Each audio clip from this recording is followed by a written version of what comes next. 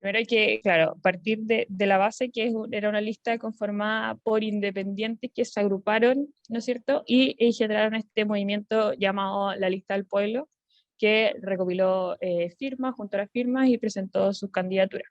¿Qué pasa pasan dos fenómenos interesantes en las redes que son fenómenos de las redes sociales en general, es que las vimos en esta política. El primero es como la creación de influencers, por así decirlo, así es como el término más genérico, que, que tienen los influencers como particular, algo como eh, que si vemos los grandes influencers de las redes sociales, si bien comparten mucha información de ellos en sus redes sociales, tienen sí o sí un tema que los marca y que los diferencia y que por los cuales las marcas los contratan y por lo cual los seguidores también empezaron a seguirlos y generan esta fidelidad. Hay influencers de naturaleza, influencers de marcas de comida saludables, como tienen un eje específico. Si nosotros vemos y analizamos la estrategia digital de la lista del pueblo, puede posicionar a sus candidatos en torno a una causa específica o una causa concreta.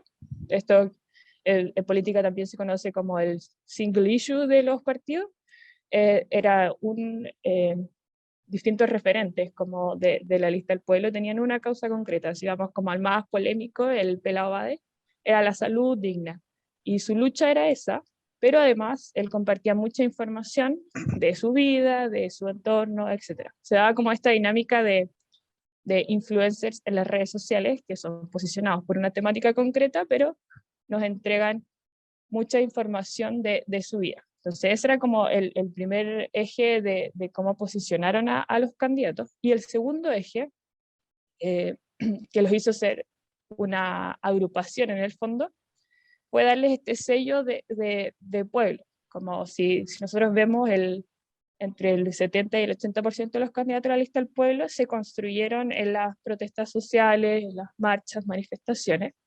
Entonces el segundo eje que les permitió como cruzar a todos los candidatos. Primero teníamos que todos tenían como una causa concreta. Segundo era que todos habían nacido en las manifestaciones, o sea, el personaje, por así decirlo.